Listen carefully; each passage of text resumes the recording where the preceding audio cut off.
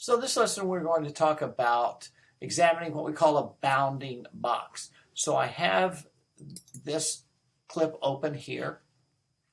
And what I'm going to do is I'm going to go up here to my program monitor. Make sure you are in Effects right here. And let's go ahead and click on this clip in the timeline. And that opens up the effects control panel so we can see the parameters that we can play with over here. So I'm going to go right in here in the program monitor, and I'm going to take this drop-down menu here where it says Fit. I'm going to move this down to 25%. I'm doing that because I want to be able to see this gray area outside of this clip because of what we're going to do. So we're going to look at what we call a bounding box today that's going to be on the outskirts of this clip. And in order to do that, first we have to click the clip that we want to deal with in the timeline, which opens it up in the effects control panel up here. And then right here where it says motion, I want to click that. So I'm going to scroll out here and watch this clip as I click motion.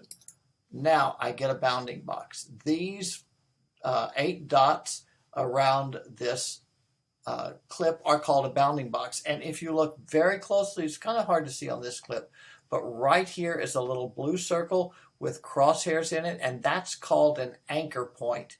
Wherever that is, when we rotate this clip, it's going to rotate around that anchor point. Now I'm going to show you how to resize your clip here and in the effects panel, and I'm going to show you how to move the clip but not move it with this anchor point. When you're moving a clip, do not grab this anchor point because the anchor point will move without the clip moving. So if you left click and hold on any one of these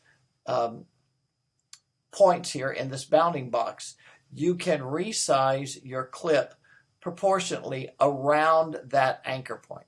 So if I grab this left click and hold and drag it in, it makes it smaller. If I drag out, it makes it larger, and I can do that using any of these bounding boxes on the corners, on the sides, doesn't matter, on the top or on the bottom. Now as I do this, notice over here, scale, that's what we're dealing with. Scale is going to change. I'm making it bigger, my scale numbers are going to change. I'm making it smaller, my scale numbers are going to get smaller. Right? So I'm going to Command Z that and get that back to where it was, or instead of doing that, I can just go over here and reset it to 100%. So now if I go over here, I can click on it and type in something like 50. Click on this, delete that, type in 50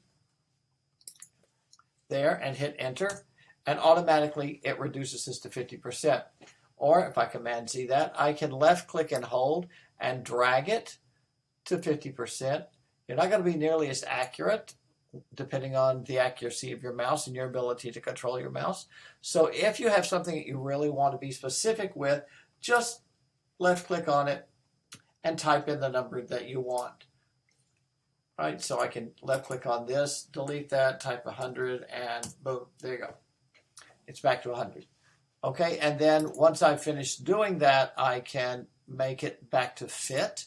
100% is not always the fit, so you want to make it fit in order to fill all of this.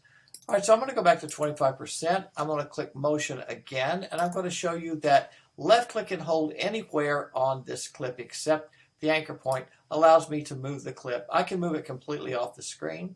I can move it up, I can move it down, I can move it to the right or to the left. Okay, so you can put it anywhere you want to and release it, and it'll stay there. Okay, I'm going to Command Z that, get it back to where it was. So if you want to do any of that transformation work with a clip, first select your clip in the timeline, click the word motion. Clicking the clip in the timeline opens the effects panel, and then clicking the word motion gives you that bounding box, and then you can do whatever you want to with that by resizing it either there or over here. All right? That's all for this lesson. Hope you enjoyed it.